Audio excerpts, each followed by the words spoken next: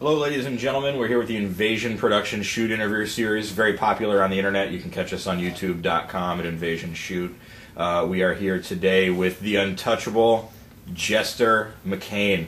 Jester, thanks for coming out, man. Hey, thanks for having me. Yeah, you're going to be on the internet. You're going to be a YouTube star. That's awesome, because I've been looking for my 15 minutes. Really? Yeah. Well, this is the way to do it. Solid. People love these. I would hope so. Yeah. Again, thanks for coming out. A few people have done them, and we definitely wanted to get a hold of you to do them. You're an interesting guy. Yes. You've got a lot of stories, yes, and we'll get into some of them into this interview. But first, we start all the interviews with, how did you become a fan of pro wrestling? What did you see that made you go, I really want to watch this, or I want to see more of it? Like whenever we talked about doing this, I thought about some of the questions I could ask. And that was the first one, of course, because I've seen them. And as far back as I can remember, there was just wrestling. There wasn't ever a moment where I discovered it. It was just kind of always there. And of course, it was WWF. It was WWF for you. Yeah, I didn't have. Did you grow up in Mobile? Yes. So and you always had access to WWF. Yeah. How old of a guy are you? I'm 27. You're 27. Okay, so at that point they're already national and stuff. Yeah, everything. Okay. I mean, but that was it. I didn't know of independence or anything like that. Hogan, Warrior, whatever. Andre. That's what I got. Okay, because a lot of these we've done. The guys who grew up in the South are WCW, NWA. Yeah, and then guys from up north are WWF guys. I kind of figured, maybe it's because my parents didn't give a shit about the business. You know what I mean?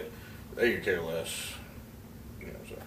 So there's a lot of times I guess it's families go to the shows. Okay. And take their kids and they know what's going on at Expo Hall or sure. Insert number to the American Legion down the street kind of deal. So, but no, I didn't. My mom hated it. She still hates it. She thinks it's kind of like some sort of joke, I guess. Mm-hmm. But it's fun because we can laugh. Right. Absolutely. So growing up, it was just always there. Yeah. Okay. And when I discovered WCW, I was changing the channel. I was like, oh, this guy's different. I was like, wow. It was like Ricky Steamboat, I think, and Flair. It happened across a Clash of the Champions. Which, for the record, if you're going to stumble into a match, that's the match to stumble in upon. Sure. Yeah, absolutely. But it was different. Right. Even then, I was I don't know, 6 or 7. I don't really know what it was. That's a long time ago. But I just remember this is different. This wasn't Hogan. The more show. I mean, this was wrestling. I was like, wow. So that appealed to you? Yeah, of course. Did you have any favorites? I mean, you mentioned Warrior, Hogan. I was a kid. Hogan. But you obviously knew the difference between show and work, right? I knew, I knew what getting your ass whipped was, and I knew, even at a young age, because I come from a kind of a not so sheltered life, But I knew it couldn't have been real. You don't punch somebody in the face and then Hulk up, and I knew that at 5. People are like, oh, it's fake. So what? It's fun to watch. Right. I enjoy it. So who were some of your favorites? Hogan. Okay. I was a huge Hogan. I'm not gonna sit here and you get a lot of guys they try to tell you, oh, I love Roddy Piper because he was a heel. No, you didn't. You're fucking 5. You liked him because you like the baby faces because that's how it works. Right. You like the good guys, and I'm sure there's some guys there's a little truth to that, but until you really understand how this business works, and that's why there's different kinds of marks and stuff. Mm-hmm. Which I am.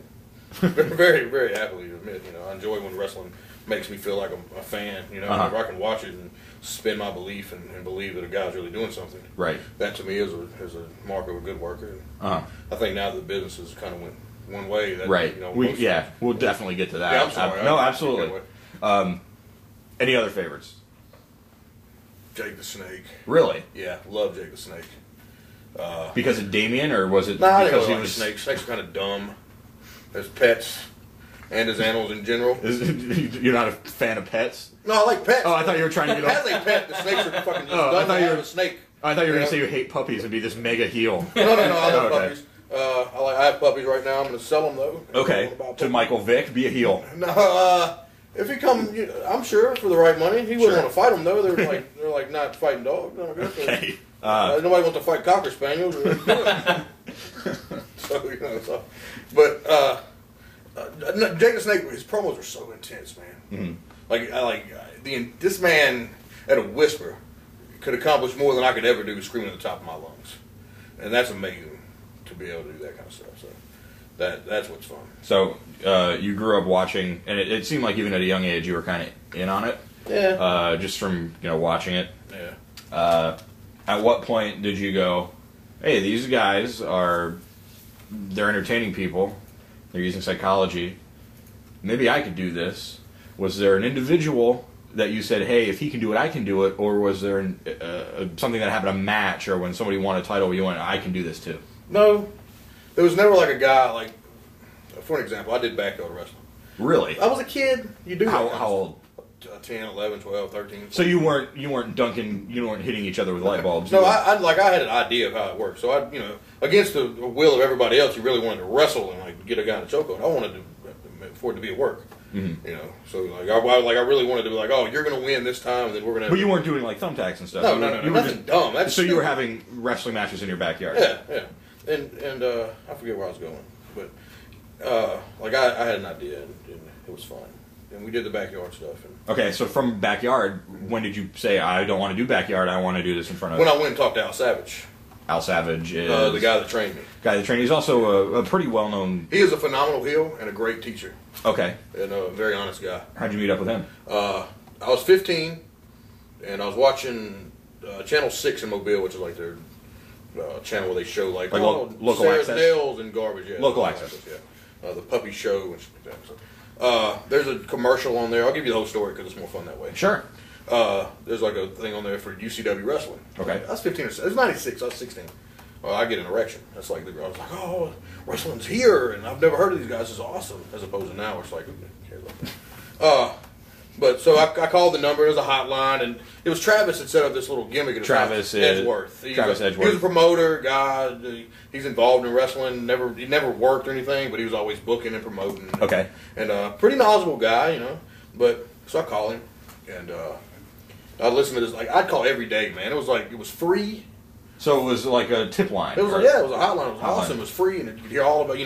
He of course he'd read you off the sheets because he knew people inside. He was good friends with Paul Bear. So okay. He knew people inside the business, and so like they would I would call and listen to it just praying that it was a new message with new news. I gotta have new news. I need to know who's leaving, who's coming, who's going. And you said this was 96? Yeah. So I mean, Monday Night Wars had just kind of.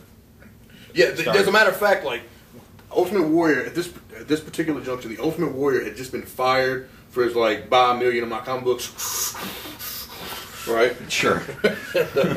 and sorry, but no, that's cool. But so I was asking him if he knew if the Warrior was going to be the mystery partner when Hogan turned heel, because in my mind that would have been way better than Hogan turning heel. It would have bottomed out and been a shitty angle had that happened.